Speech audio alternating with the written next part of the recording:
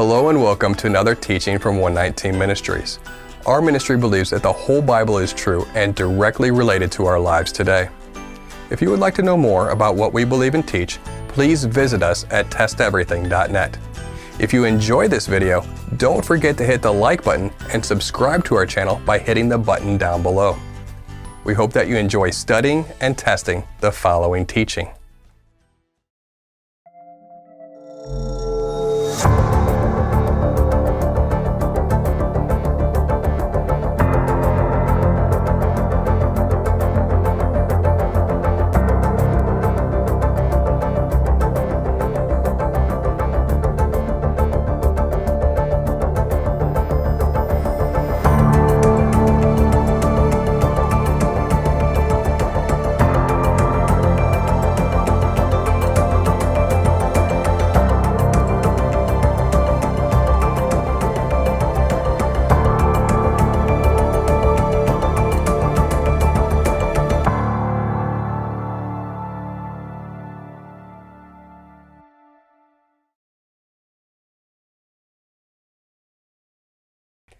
Atheists, radical feminists, and other critics of the Bible often claim that the Bible has misogynistic overtones.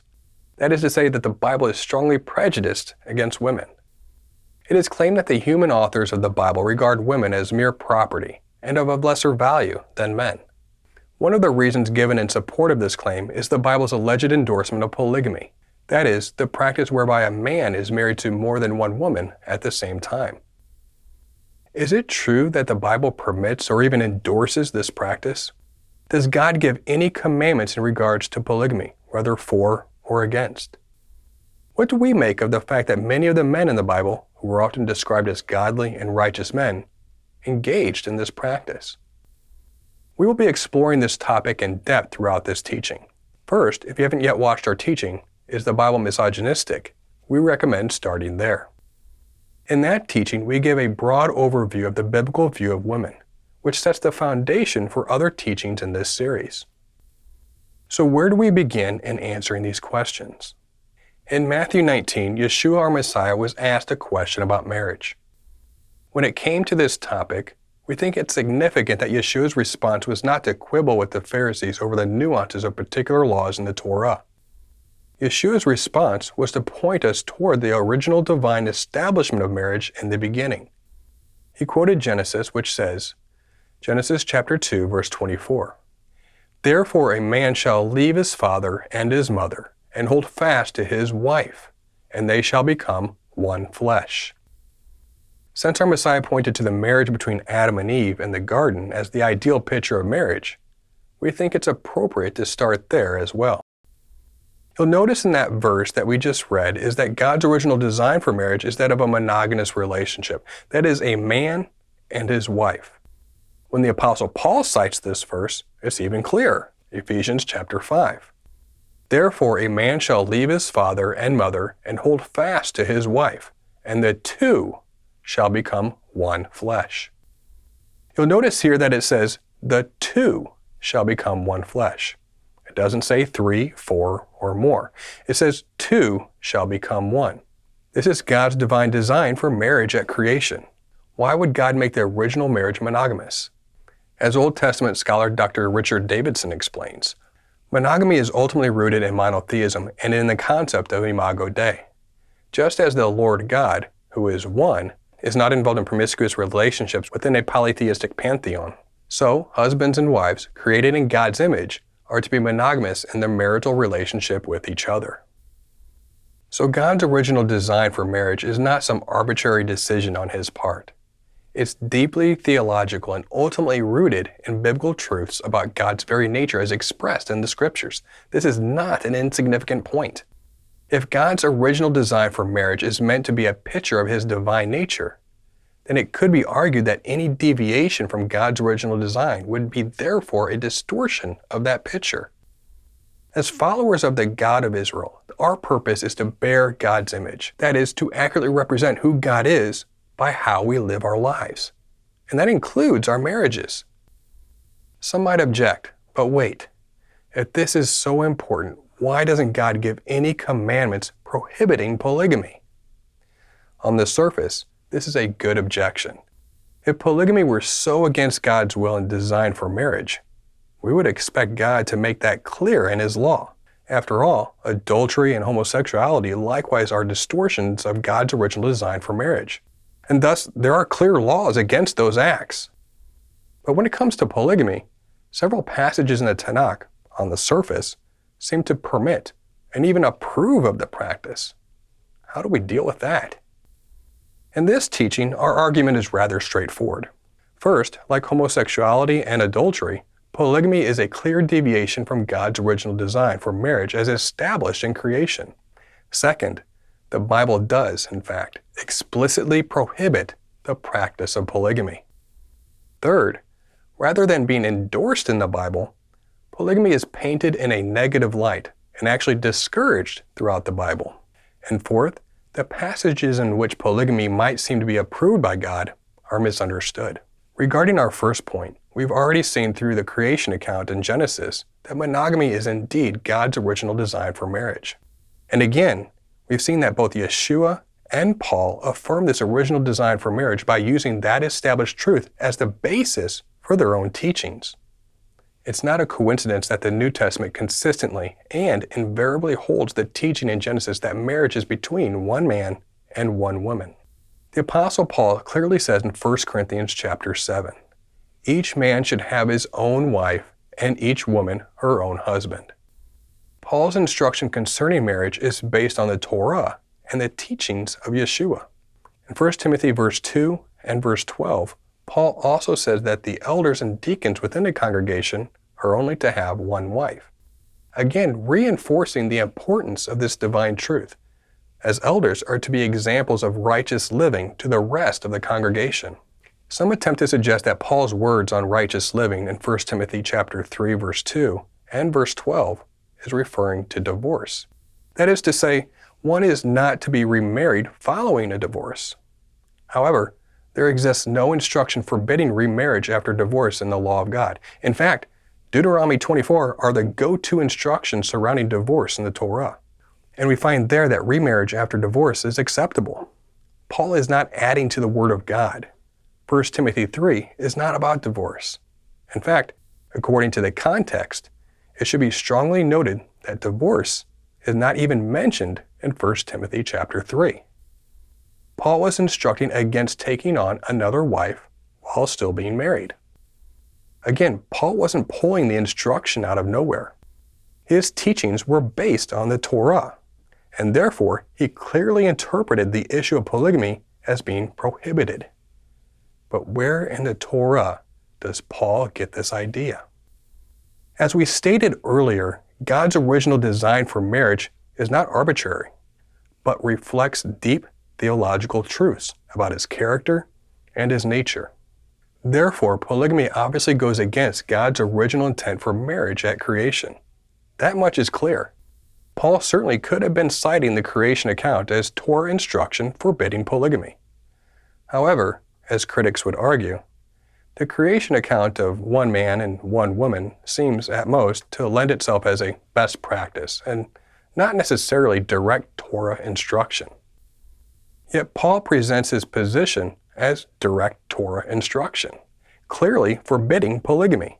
Polygamy is defined by Paul as not being above reproach.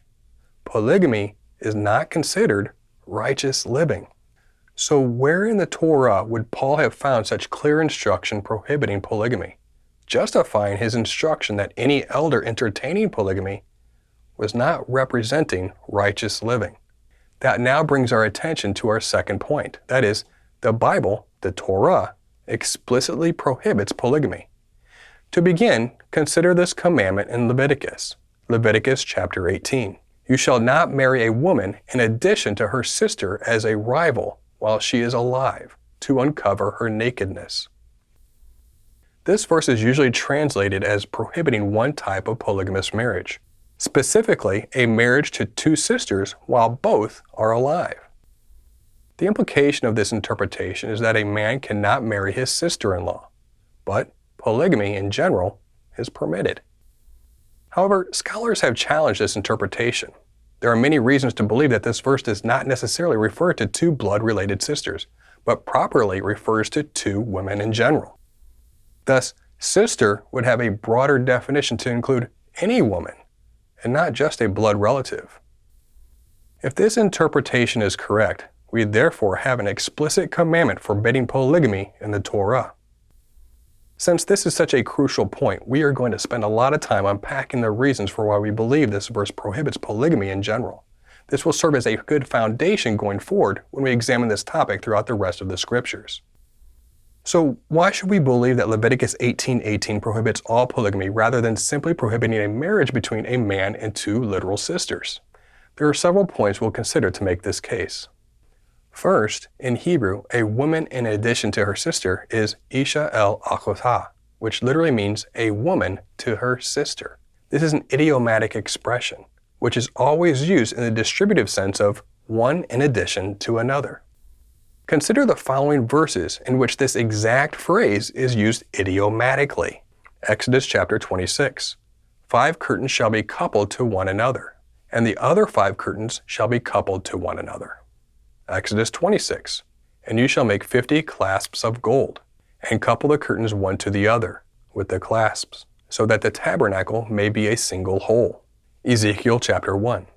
Their wings touched one another. Each one of them went straight forward without turning as they went. In Exodus 26, you'll notice that it speaks of the coupling of curtains and clasps, one to the other, which is literally a woman to her sister, Isha el Achotah. The exact same phrase used in Leviticus 18:18. The verse in Ezekiel speaks of the wings of the cherubim touching one another, which, again, literally translates to a woman to her sister. In fact, every time the phrase Isha el Achotah occurs in the Tanakh, it is used in an idiomatic manner, meaning one to another. This is also the case with the masculine equivalent of the phrase Ish el Achu, which literally means a man to his brother. Every time this expression occurs, it's used idiomatically in the distributive sense of one in addition to another. So when we interpret the phrase Isha el Achotah in light of the consistent usage throughout the scriptures, Leviticus 18:18 appears it ought to be understood idiomatically and distributively, as saying, you shall not marry one woman in addition to another woman. This phrase is used in this way everywhere else in the Bible, and therefore, it doesn't seem to make much sense to interpret Leviticus 18:18 as referring to two literal sisters. The word sister in Leviticus 18:18 therefore has a broader reference to a female citizen in general, which certainly has lexical warrant in the Tanakh. Take, for instance, this passage from Hosea. Hosea chapter 2. Say to your brothers, you are my people, and to your sisters, you have received mercy. Here the term sisters is not referring to literal sisters, but has a broader meaning. Interestingly, this interpretation of Leviticus 18:18 was shared by the Qumran community, a first-century Jewish sect, from whom we get the Dead Sea Scrolls. For instance, among the Dead Sea Scrolls is what is known as the Temple Scroll, which contains a commentary on Deuteronomy 17 verses 14 through 20 concerning kings. According to scholars, this commentary appeals to Leviticus 18:18 as an ancient Hebrew language proof text against polygamy, versus the more modern interpretation limiting it to only the wife's sister. The Temple Scroll paraphrases Leviticus 18:18 as follows. He may not take a wife from any of the nations. Rather, he must take himself a wife from his father's house, that is, from his father's family. He is not to take another wife in addition to her. No, she alone shall be with him as long as she lives. If she dies, then he may take himself another wife from his father's house, that is, his family. Scholar and theologian Angelo Tosado argues that the interpretation of this verse in the Qumran community best reflects the original meaning of Leviticus 18:18. Qumran's interpretation of Leviticus 18:18 is not only correct, but even more faithful to the original sense than the interpretation commonly given today. Based on Paul's comments about men who take on additional wives while already being married not being above reproach, it appears that Paul took the same position on Leviticus 18:18 as the Qumran community. Second, if the author of Leviticus intended Leviticus 18:18 to be understood as a prohibition against marrying literal sisters, thereby implicitly permitting polygamy in general, it would be very clear grammatically, But the textual evidence suggests something else. Old Testament scholar and professor Dr. Gordon P. Hugenberger explains as follows. Indeed, had it been the intention of Leviticus 18:18 to prohibit a man from marrying two women who were literal sisters, it could have done so with considerably less ambiguity by use of the conjunction "and" rather than the preposition "to," that is, a woman and her sister. The grammar of this expression would then be precisely analogous to that of a woman and her daughter, the phrase employed by the author in the immediately preceding verse, where he forbids sexual relations with a woman and her daughter. It appears likely that it was the awareness of this usage which already led the Zadokites in the Qumran community in the 1st century BC, as well as the much later Karaites, to interpret Leviticus 18:18 as an explicit prohibition against polygamy. In other words, the fact that the verse uses the preposition "to" rather than the conjunction "and" lends support to our argument that this phrase is intended to be understood idiomatically, in the distributive sense, rather than talking about two literal sisters. If it were referring to two literal sisters, we would expect the phrasing of the verse to be consistent with the other anti-incest laws of Leviticus 18, but it isn't. Third, the fact that Leviticus 18:18 prohibits polygamy in general is made all the more clear when we consider the reason for the commandment, which is to prevent rivalry between two wives. You shall not marry a woman in addition to her sister as a rival. This consequence applies to any type of polygamous union, not merely that of marriage between two literal sisters. As Tosato remarks, this motivation shows that the act legislated against is deemed criminal, not in itself, and thus it is not a case of incestuous union, nor more generally of a sexual union retained intrinsically perverse, but is deemed criminal in relation to the man's first wife who would be damaged. In addition, the harm which the law wants avoided is such rivalry, enmity, that any woman, and not necessarily a sister of the first wife, is capable of causing. The language as a rival used in Leviticus 18:18 is also used in 1 Samuel 1:6 in regards to the contentious relationship between Peninnah and Hannah, the wives of Elkanah. And there's no evidence that these women were literal sisters, 1 Samuel chapter 1. And her rival used to provoke her grievously to irritate her, because Yahweh had closed her womb. If the reason for this commandment was to avoid rivalry between co-wives, it simply does not make sense that this law should be limited to literal sisters. Throughout history, we've seen the contentious relationship between co-wives, whether they are sisters or not. You need to look no further than Abraham's wives, Sarah and Hagar, to see this. In other words, if the more modern interpretation of Leviticus 18:18 is true, then why would there be rivalry and strife in a polygamous relationship only if the wives were literal sisters? The rivalry and strife are due to women competing for the attention and love from the same man. Would only sisters experience rivalry competing for the attention and love of the same man? Of course not. How many women would willingly choose to share the love and attention of the same man versus the preferred arrangement of one man and one wife? That appears to be the point of Leviticus 18:18, stating that any polygamous relationship is likely to create rivalry between the wives, regardless if they are sisters or not. We have one last point we'll make about this passage in regards to the overall literary structure of Leviticus 18. Some people insist that Leviticus 18:18 is dealing with a specific incestuous union involving two literal sisters, because it occurs directly after many other laws forbidding various incestuous relations. However, scholars have pointed out that there is a major literary break between verse 17 and 18 in Leviticus 18. This chapter presents two separate units of laws. The first unit dealing specifically with laws prohibiting various incestuous relationships, and the second unit dealing with laws governing sexual morality and more generally. Leviticus 18:18 is part of the second unit, and therefore not intended to be included with the anti-incest laws of verses 6 through 17. Theologian Dr. Paul Copen explains, each verse in 7 through 17 begins identically, starting with the noun, the nakedness of, and it leads up to the command, you shall not uncover blank's nakedness.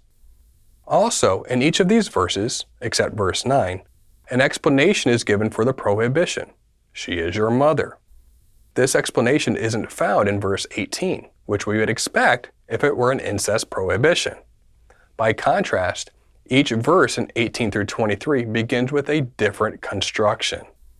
Even if you don't read Hebrew, you can truly just glance at the text and immediately see the difference in structure starting with verse 18. Verses 18 through 23 each begin with what's called the wa conjunctive, like our word and, followed by a different word than nakedness. Also, instead of the consistent use of the negative lo plus the verb uncover, as in 7 through 17, here the negative particles are used before verbs other than uncover. Why are these contrasts important?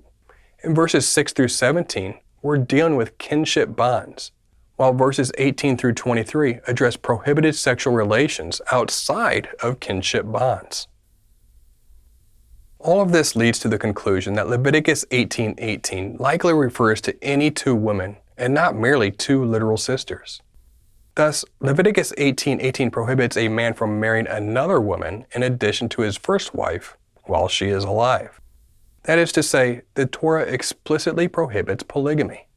That being said, even if you ignore all the evidence and insist that Leviticus 18:18 refers specifically to two literal sisters, it still wouldn't necessarily follow that polygamy in general is permitted. For instance, Leviticus 19:29 prohibits a man from making his daughter a prostitute. The fact that this commandment specifically refers to a daughter gives no implicit permission for a man to make other women prostitutes, such as his wife or his sister. Likewise, there's simply no reason to assume any kind of implicit permission of polygamy in Leviticus 18:18. In fact, this verse would still be a case against polygamy, even if we assume, again, contrary to the evidence, that Leviticus 18:18 says specifically not to marry the literal sister of your wife. A reasonable argument could still be made that it ought to apply more generally as a law against taking any additional wife. Again, this would be just like the law in Leviticus 19:29. Even though the law specifically refers to a man's daughter, obviously it is applied generally as a law against making any woman a prostitute. So a consistent common sense exegesis gives us warrant for applying Leviticus 18:18 more generally, rather than limiting the law to literal sisters. In the Hebraic perspective, it is common to interpret commandments beyond their literal understanding. The spirit or intent behind each commandment is understood to apply as well. For example, Exodus 23. If you meet your enemy's ox or his donkey going astray, you shall bring it back to him. If your enemy's horse or sheep goes astray, should you return the animal to him? Or is it only his ox or donkey that should be returned? Obviously, we should return any animal to be consistent with the intent or spirit of the commandment. It would be even reasonable to extract the understanding from the commandment that we're to extend courtesy and respect to all, even to our enemies. As another example, we can see how Paul applies the spirit or intent of a law beyond what is literally stated. 1 Corinthians chapter 9. Do I say these things on human authority? Does not the law say the same? For it is written in the law of Moses, you shall not muzzle an ox when it treads out the grain. Paul appeals to his extended interpretation of the Torah to not be from him, but from Yahweh himself. Thus, Paul is stating that Yahweh intends for us to understand each commandment beyond just the literal. Paul agrees with the literal that the ox should not be muzzled while it is treading the grain. But what is the purpose or intent of the commandment? The idea is that the animal is working for you, and it will be enabled to work harder and more effectively when being fed while working. Paul then extends the concept beyond the literal to the feeding and supporting of ministry. The work of ministries feed the flock, and Paul uses the exampled commandment in Moses to state that the flock should then feed the ministries. Just as feeding the ox is not for the benefit of the ox, but we benefit from the ox's work.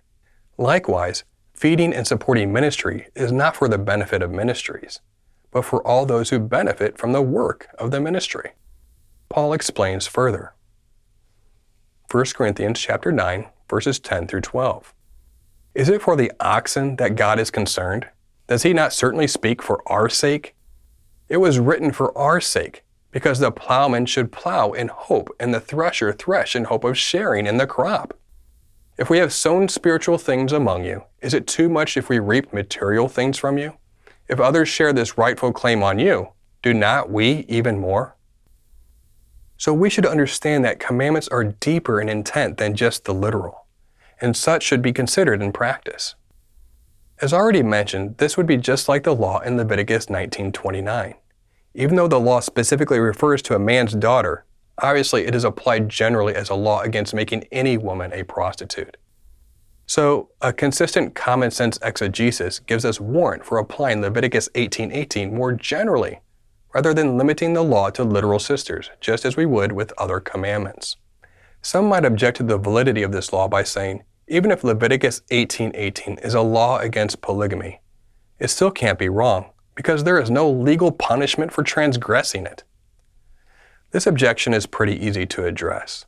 While it's true that Torah does not mention any legal consequences for practicing polygamy, the commandment against polygamy is certainly not unique in that regard.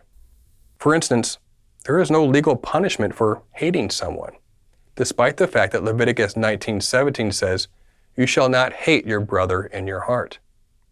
Also, the 10th commandment prohibits coveting, but the Torah likewise provides no civil punishment for breaking this law. Nobody would suggest that the lack of legal punishments for transgressing these commandments invalidates the commandments. So why does polygamy go unpunished within the Torah legal system despite being condemned by God as sin? Hugenberger offers a possible reason.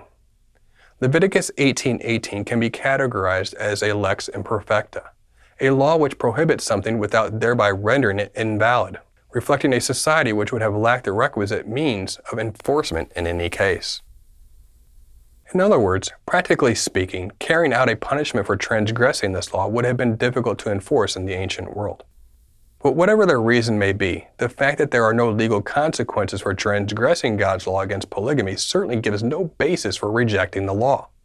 On that note, the fact that there is no punishment for transgressing Leviticus 18:18 actually further distinguishes it from the previous anti-incest laws.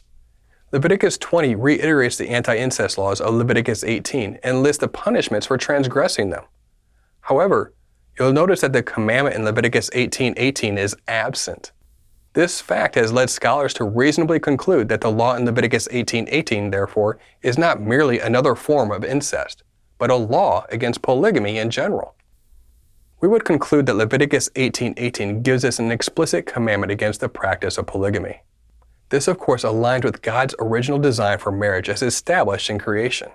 Like homosexuality and adultery in the scope of sexual relationships, polygamy is a deviation from God's design, and therefore, we shouldn't be surprised to find a commandment in the Torah that prohibits it. With that said, it really shouldn't surprise us to discover that polygamy, rather than being endorsed, is often painted in a negative light, and through that actually seems to be discouraged throughout the Bible. It could be reasonable to believe that those who practice polygamy throughout biblical history were doing so in direct violation of not only God's original design for marriage exampled in creation, but also likely, as we have seen, violating His law. As Davidson remarks, in the patriarchal period, there are several biblical examples of plural marriages. Although these biblical narratives provide no explicit verbal condemnation of this practice, the narrator presents each account in such a way as to underscore a theology of disapproval. The record of these polygamous relationships bristles with discord, rivalry, heartache, and even rebellion, revealing the motivations and/or disastrous consequences that invariably accompanied such departures from God's Edenic ideal. Some may want to bring up Lamech from Genesis 4 as a man in the Bible who had no negative consequences from his polygamy. We would agree, but the narrative we find in Genesis 4 paints us a picture of a man who lives a life already against the Torah. He is a descendant of Cain, who we know rebelled against the Torah. Lamech lived a life of violence and vengeance. So while we can't say that Lamech had any negative consequences from polygamy, we can say that he was already living a life in rebellion to the Creator. Even some scholars argue that the entire story of Lamech is designed to represent a departure from Yahweh's ideal for humanity as established throughout creation. Lamech's unrighteous lifestyle, being inclusive of polygamy, would hardly be supportive or a positive for polygamy. Aside from Lamech, there are a few more stories in Scripture about those who chose to be polygamist. Abram's polygamy is underscored with being associated with a negative environment. We see the strife and contention between Sarai and Hagar, as well as between Isaac and Ishmael. There may even be a literary parallel between Abram's polygamy with Sarai and Hagar and the fall of Adam and Eve in Genesis 3. For instance, Genesis chapter 3 verse 6 says that Eve took, lakach, the fruit from the tree and gave it, Nathan, to Adam. Likewise, Genesis 16 verse 3 says Sarai took, lakach, her servant Hagar and gave, Nathan, her to Abram. Also consider Genesis chapter 3 verse 17, which says that Adam listened to the voice of his wife. Likewise, in Genesis 16:2, it says that Abram listened to the voice of his wife, Sarai. You'll notice the identical Hebrew words and expressions used in the same order in both accounts. These parallels have led many scholars to conclude that the biblical author was intentionally connecting the Hagar scandal with the fall of Adam and Eve. In other words, Abram's polygamy is portrayed as the fall of Abram and Sarai, just like Adam and Eve fell in the garden. Hagar, as the second woman, is the forbidden fruit.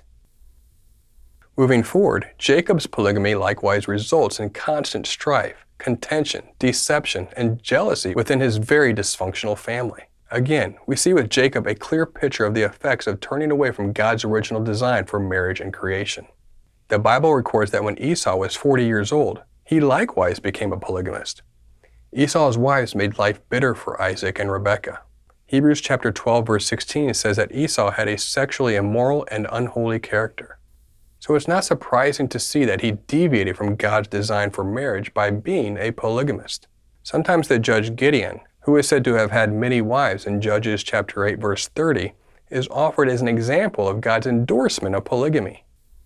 While it's true that Gideon is given as an example of faith in Hebrews chapter 11 verse 32, there is no reason to assume that God endorsed every aspect of his character and deeds. In fact, a major theme of the book of Judges is that man did what was right in his own eyes. The author's point is to condemn the idolatry and sexual immorality of the times, and he did that by recording all the ugly details and catastrophic results of sin. Gideon is no exception. Gideon's pride and idolatry later in life contributed to Israel's downside into apostasy and reached its climax in Abimelech, one of Gideon's sons who had his 70 siblings murdered. In fact, it could be argued that the author deliberately mentions Gideon's polygamy in order to connect it to his negative legacy. Perhaps the most obvious example of the disastrous consequences of polygamy is King Solomon, who had married 700 women and had 300 concubines. Solomon's polygamy was in direct opposition to the commandment given to kings in Deuteronomy 17:17 not to multiply wives, which we'll unpack in more detail a little later. The biblical author is clear that Solomon's idolatry and eventual downfall were the direct result of his polygamy. 1 Kings chapter 11. He had 700 wives who were princesses and 300 concubines, and his wives turned away his heart. For when Solomon was old, his wives turned away his heart after other gods, and his heart was not wholly true to Yahweh his God, as was the heart of David his father. We acknowledge that Solomon married many foreign women, and those foreign women knew other gods, which also appears to have influenced Solomon to also go after other gods. However, Scripture notes how many wives Solomon had for a reason, and clearly, this did not go well for him. Opponents of our position might object to some of these examples that we pointed out and insist the contention, heartache, and rebellion, etc. were not because of polygamy. We agree that all these situations were maybe not caused by polygamy itself, or just about contention between wives. Of course, there were likely additional factors involved. However, there does appear to be a link between some fairly disastrous events and families in which polygamy occurred. Again, as Davidson has said, although these biblical narratives provide no explicit verbal condemnation of this practice, the narrator presents each account in such a way as to underscore a theology of disapproval. The disastrous consequences that have accompanied the practice of polygamy throughout Israel's history perhaps contribute to the Jewish people all but abandoning the practice by the 1st century. Biblical scholar and Rabbi YHWH says, polygamy seems to have well-nigh disappeared in Israel after the Babylonian exile. Early rabbinic literature presupposes a practically monogamic society, and out of the 2,800 teachers mentioned in the Talmudim, one is only stated to have 2 wives. In the 4th century Aramaic paraphrase of the book of Ruth, the kinsman refuses to redeem Ruth, saying, "I cannot marry her, because I am already married. I have no right to take an additional wife, lest it lead to strife in my home." Such paraphrase would be meaningless if it did not reflect the general feeling of the people on this question. What is really important to note here, and please do not miss it, is that the Targum specifically mentions that the kinsman could not marry because he was already married. Not only that, but look at his further reasoning, lest it lead to strife in my home. That language connects directly back to Leviticus 18:18, in which marrying another would cause rivalry between the wives. This goes to show that the general interpretation of Leviticus 18:18 was not limited to just literal sisters, but instructed against taking any additional wife, lest it should cause rivalry in the household. Of course, as we mentioned earlier, some sects of Judaism in the first century, like the Qumran community, completely prohibited the practice. Not only that, but also, like we mentioned earlier, the apostolic instruction in the first century consistently and invariably upholds monogamy as God's design for marriage. So this is what we have established so far. First, like homosexuality and adultery, polygamy is a clear deviation from God's original design for marriage as established in creation. Second, the Bible does in fact appear to explicitly prohibit the practice of polygamy. And third, rather than being endorsed in the Bible, polygamy appears to be painted in a negative light and is consequently discouraged throughout the Bible. Before we move on to our next point, it's important that we address the issue of concubines since it is related to this topic. It was not uncommon in the ancient world for men to have concubines in addition to wives, and we even see some men in the Bible who practice concubinage. We'll be unpacking this issue specifically in a later teaching, but here's a quick summary of the issue.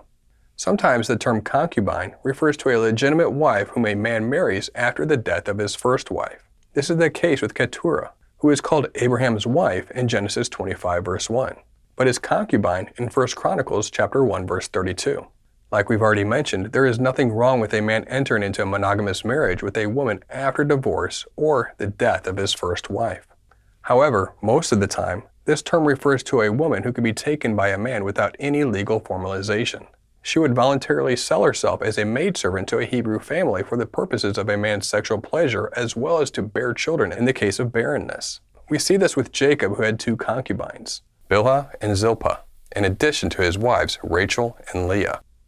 In the ancient world, a concubine did not have the same legal status as a full and legitimate wife.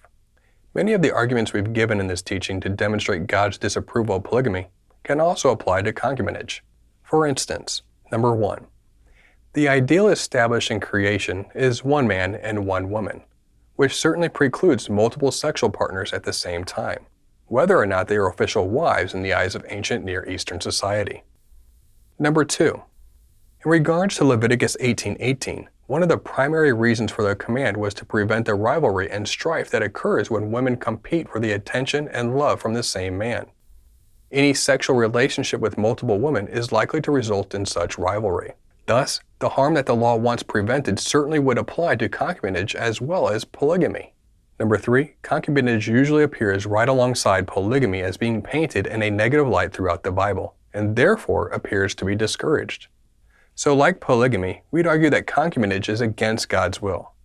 The nuanced difference being that concubinage could actually be classified as a type of fornication, that is to say, unlawful sexual activity, which would include sexual relations outside of the marriage covenant. As we mentioned in the first part of this series, is the Bible misogynistic? We learn that the sexual union is to be enjoyed only within the boundaries of a committed covenant relationship between husband and wife. Since a concubine is considered to have an inferior status to that of a legitimate wife, the practice of concubinage violates the sacredness of the sexual union between husband and wife. Like we said, this topic will be treated fully in its own teaching. But for now, it's clear that the reality of concubinage in the ancient Near East certainly does not lend support to the idea that God approves of such practice, let alone that He approves of polygamy. Now let's move on to our fourth point, the passage in which polygamy might seem to be approved by God or misunderstood. Despite everything we've already covered, some people will still insist that the Bible teaches that God at least implicitly permits and perhaps approves of the practice of polygamy. A number of passages are presented in support of this assertion. Our contention, however, is that these passages have been misunderstood. When we read them in context, we find that they in no way suggest that God approves of this practice.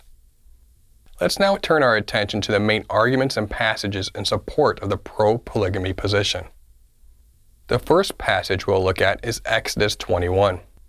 Exodus 21. When a man sells his daughter as a slave, she shall not go out as the male slaves do. If she does not please her master, who has designated her for himself, then he shall let her be redeemed. He shall have no right to sell her to a foreign people, since he has broken faith with her. If he designates her for his son, he shall deal with her as with a daughter. If he takes another wife to himself, he shall not diminish her food, her clothing, or her marital rights. And if he does not do these three things for her, she shall go out for nothing, without payment of money. There is certainly a lot of confusion when it comes to this passage. It's beyond the scope of this teaching to address all of the difficult questions that arise from these verses, most notably the regulation of slavery. But if you'd like more information on that topic, we do unpack this passage and others in our teaching, Slavery and the Bible. For now, we're just going to focus on a couple of particular points.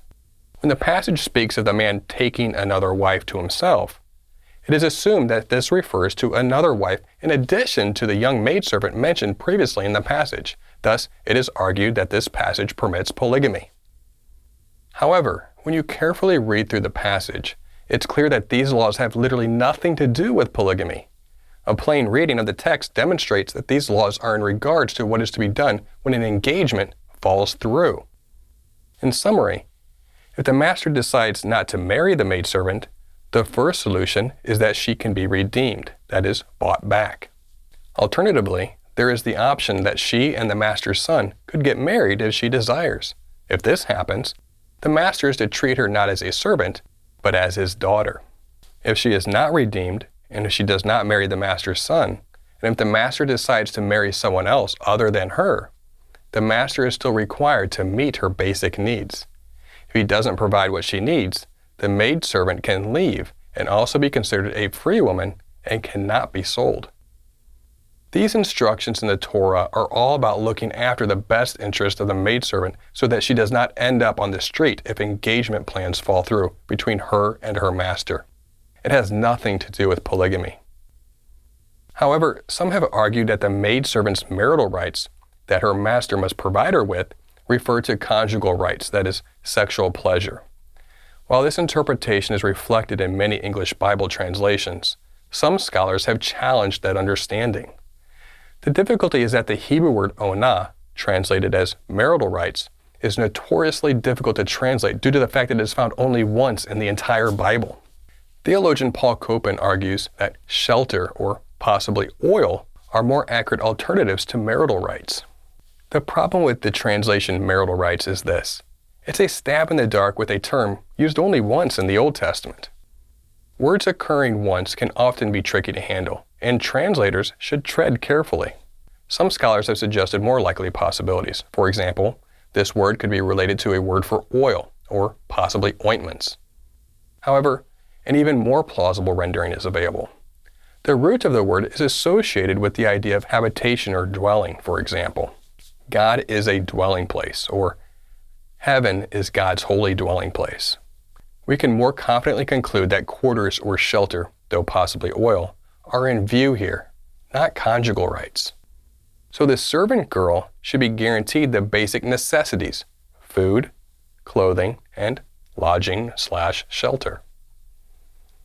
Another objection to this plain reading of the passage is that it mentions the master having a son. Therefore, it is argued, he must be married and is looking into getting a second wife. However, that assumption simply goes beyond the evidence. Other reasonable options are that the master's first wife has passed away or he is divorced. There is no reason to assume polygamy here. No doubt this is a difficult passage, and we hope to address it more fully in a future teaching. As mentioned before, we do speak to the slavery aspect of this passage and others in our teaching, Slavery and the Bible. However, when it comes to the specific question of polygamy, as far as this passage is concerned, we can move on. The second passage we'll look at is Deuteronomy chapter 17, verse 17, which says, "And he shall not acquire many wives for himself, lest his heart turn away, nor shall he acquire himself excessive silver and gold. The command not to acquire many wives is among several commandments given to the kings of Israel. This is often interpreted as God forbidding a king from marrying an excessive number of women, but implicitly permitting polygamy for kings on a moderate level. In other words, it is said that a king is allowed to marry multiple women, just not too many. When this verse is taken in isolation, due to the imprecise language used, there simply isn't enough evidence to say that this verse prohibits polygamy. However, when we read this verse in its immediate context, we see something interesting. Consider the verses that immediately follow, verses 18 through 20. And when he sits on the throne of his kingdom, he shall write for himself in a book a copy of this law, approved by the Levitical priests. And it shall be with him, and he shall read it in all the days of his life, that he may learn to fear the Lord his God by keeping all the words of this law, and doing them, that his heart may not be lifted above his brothers, and that he may not turn aside from the commandment, either to the right hand or the left, so that he may continue long in his kingdom, he and his children in Israel. Just like his fellow citizens, the king was to follow the Torah. He was to write his own copy of the Torah and study it that he may not turn from God's commandments. And of course, as we established earlier in this teaching, one of God's commandments appears to prohibit polygamy. Since the king's righteous behavior was to serve as an example to the nation of Israel, it's therefore reasonable to conclude that Deuteronomy 17:17 upholds a similar prohibition against polygamy given to all of God's people in Leviticus 18:18. Furthermore, since the intent of these commandments was so that the king would not think of himself as superior to other Israelites or think of himself as above God's law, the language used in verse 17 to not acquire many wives for himself ought to be understood in that light. That is to say, the king is prohibited from having more wives than regular Israelites were allowed to have, namely, more than one. Now, if the intention of this verse was to prohibit all polygamy, some might say that it should be clearer. However, as Dr. Gordon P. Hugenberger explains, one may object that this prohibition would have been clear had it simply stated the king shall not take a second wife, or shall not have more than one wife, etc. Given the undeniable right to remarry following divorce or the death of a spouse, however, the expression as it exists in 1717 may be deemed adequate. In other words, insisting that the language in verse 17 ought to be more precise in its prohibition of polygamy doesn't take into account a person's right to take another wife after divorce or the death of their first spouse. Therefore, the language in verse 17 allows for that right while also prohibiting polygamy, as we can clearly see when we read it in context. The third passage we'll look at is Deuteronomy 21, verses 15 through 17, which says, "If a man has two wives, one loved and the other unloved, and both the loved and the unloved have borne him children, and if the firstborn son belongs to the unloved, then on the day when he assigns his possessions as an inheritance to his sons, he may not treat the son of the loved as the firstborn in the preference to the son of the unloved, who is the firstborn, but he shall acknowledge the firstborn, the son of the unloved, by giving him a double portion of all that he has, for he is the firstfruits of his strength. The right of the firstborn is his." It is claimed that since this law regulates a polygamous union, that God therefore approves of the practice. Again, that is an inaccurate assumption. To give an example, the same could be said for Deuteronomy 23, verse 18, which forbids prostitute wages from being used as payment of vows. The existence of this law certainly does not legitimize prostitution.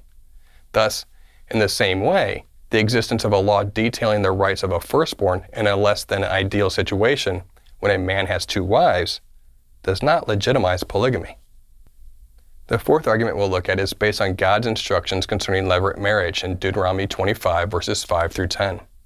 This law states that when a husband dies childless, his brother or near relative is to marry the deceased husband's widow in order so that the firstborn from this marriage would be the legal heir of the deceased husband. It is argued that since this passage does not explicitly exempt a married brother from his levirate duty, it is theoretically possible that this law would require a married brother to take an additional wife. You could argue that possibility exists in theory, but when we look at the actual evidence of this law being carried out in practice, we see something different.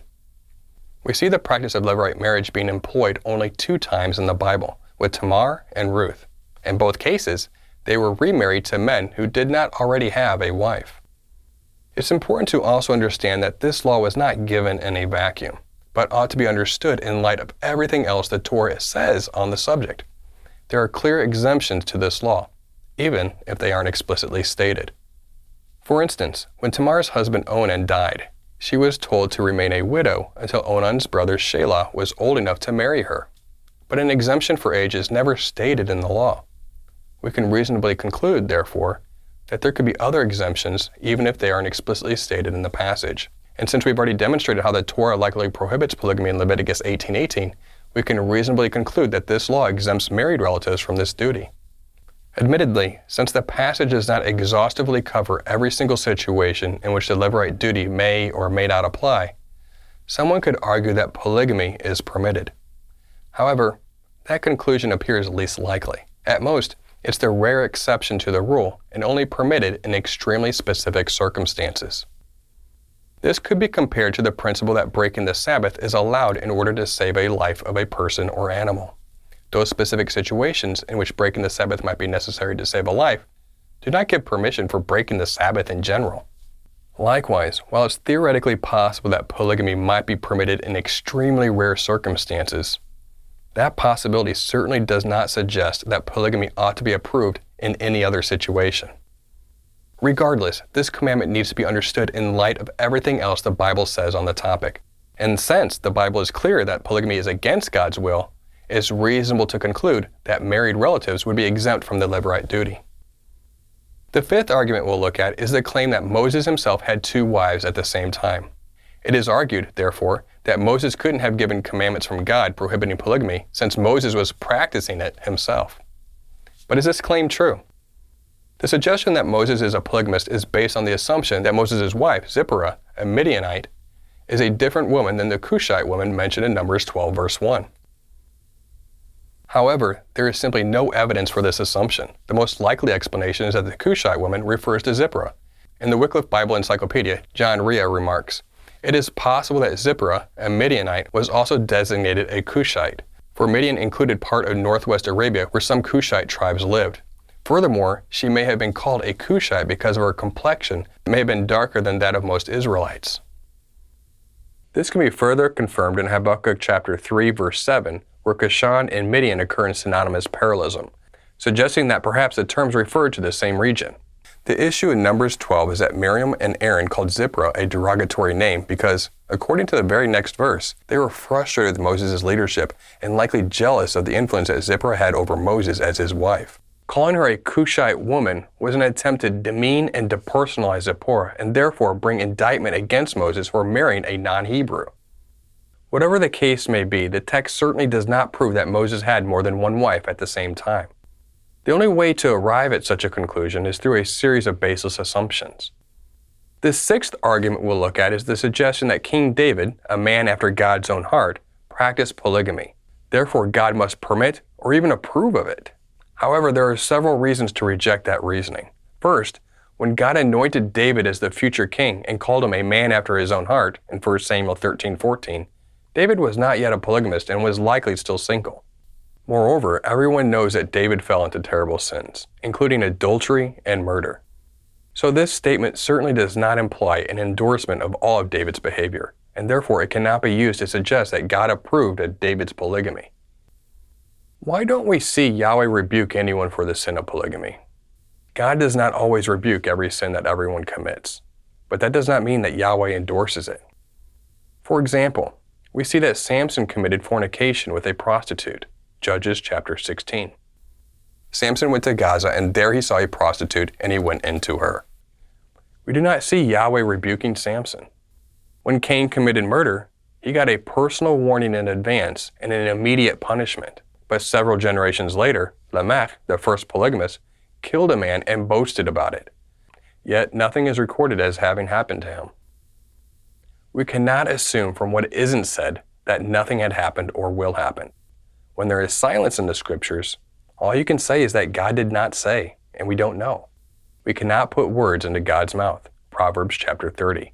Do not add to his words, lest he rebuke you, and you be found a liar. Some might point to 2 Samuel 12, where God sent Nathan with a message of reproof to David. It is claimed that Nathan's word makes it clear that God approved of David's polygamy. 2 Samuel chapter 12. Nathan said to David, "You are the man. Thus says Yahweh, the God of Israel. I anointed you king over Israel, and I delivered you out of the hand of Saul. And I gave you your master's house and your master's wives into your arms, and gave you the house of Israel and of Judah. And if this were too little, I would add to you as much more." Some might say, see, God gave David Saul's wives. How can God be against polygamy if he gave David multiple wives himself?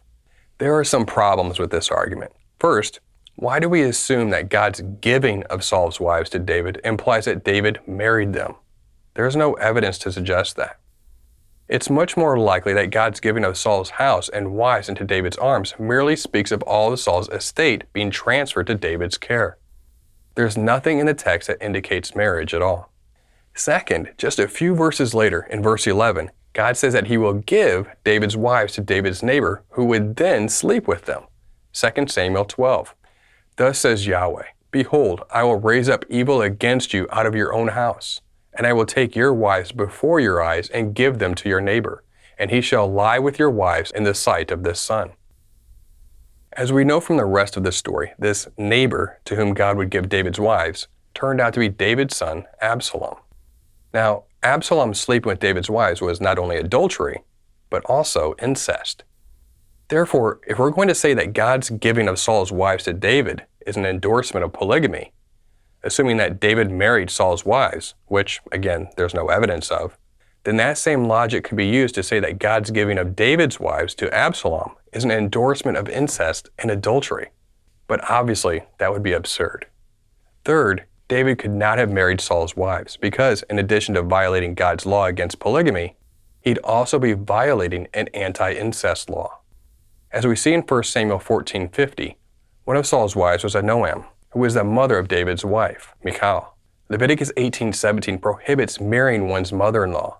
Thus, this passage certainly does not give any support to the view that God approves of polygamy. The seventh argument we'll look at is the accusation that God himself is a polygamist. This argument is based on Ezekiel 23, which is an allegory in which God is represented as being married to two sisters who represent the divided kingdom of Israel, Aholah, which represents Samaria, and Oholibah, which represents Jerusalem. The point of this allegory was to illustrate all of Israel's sin and unfaithfulness to God. Pointing to this allegory as a proof text for polygamy is obviously missing the point. Moreover, the symbolic marriage between God and Israel began long before Israel was divided into two kingdoms. Therefore, all of Israel is to be regarded as one people chosen by God. Not only that, but Ezekiel also speaks of these two kingdoms reuniting as one in Ezekiel 37. Ezekiel 37. "And I will make them one nation in the land, on the mountains of Israel, and one king shall be king over them all. And they shall be no longer two nations, and no longer divided into two kingdoms." So according to the consistent biblical testimony, God and Israel's relationship is monogamous, despite the temporary division of the nation. Ezekiel's allegorical message was one that addressed Israel's specific situation at that time. But from God's perspective and plan, his people are one. The eighth argument we'll look at might go something like this. Despite the fact that the practice of polygamy obviously seems to be condemned in the Bible, God nevertheless continued to bless and work through the practicing polygamists such as Abraham, Jacob, and King David. So maybe the practice isn't ideal, but you really can't say it's against God's will, can you? The answer is yes. The fact that God worked through a fallen people, and indeed continues to work through every believer despite our many flaws, is not an argument that God approves of the behavior. It's a testament to his amazing grace and mercy despite their behavior. Yet in the midst of an imperfect situation caused by people going against his will, we see in God's Torah that he took special care to protect the victims of polygamy, such as Hagar and Ishmael. As we've seen, God even gave laws looking out for their best interest, such as the firstborn son to the polygamous parents in Deuteronomy 21. The nation of Israel itself was born from the 12 sons of Jacob, who were the products of polygamy. God is certainly able to work with an imperfect situation in order to bring about His purposes. And to anyone who transgresses God's will and seeks forgiveness from the Lord, forgiveness and healing are available. God has not abandoned His people, yet that does not stop Him from calling us back to His standard of holiness, even with regard to His design for marriage. Again, God's compassion for the polygamist no more justifies polygamy than His compassion for the thief justifies theft. God is merciful, but He calls us to repentance. In conclusion, with regard to the question, does the Bible endorse polygamy? Here's what we've learned. We've established that polygamy is a clear deviation from God's original design for marriage, as established in creation, to which Yeshua and Paul agree. We've established that Paul clearly interprets the Torah to instruct against polygamy, going as far to say that a man is not above reproach unless he is married to no more than just one wife. We've established that the Bible does, in fact, appear to explicitly prohibit the practice of polygamy in Leviticus 18:18, which justifies Paul's position. We've established that polygamy is painted in a negative light and discouraged throughout the Bible. And finally, we have established that the passages in which polygamy might seem to be approved by God have been misunderstood. Therefore, we believe the answer to this question is an obvious no. Polygamy was never endorsed, not then and not now. Our conclusion is, for whatever it is worth, that the Bible prohibits it, and it is contrary to God's will and design for marriage. We pray that you've been blessed by this teaching. Remember, continue to test everything. Shalom.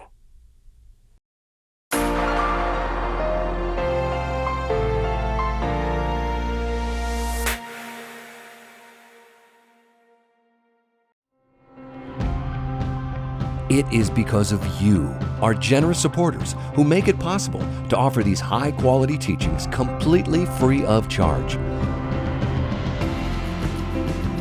If you feel led to support 119 Ministries so that we can continue this effort, please visit testeverything.net and click on the Support 119 tab.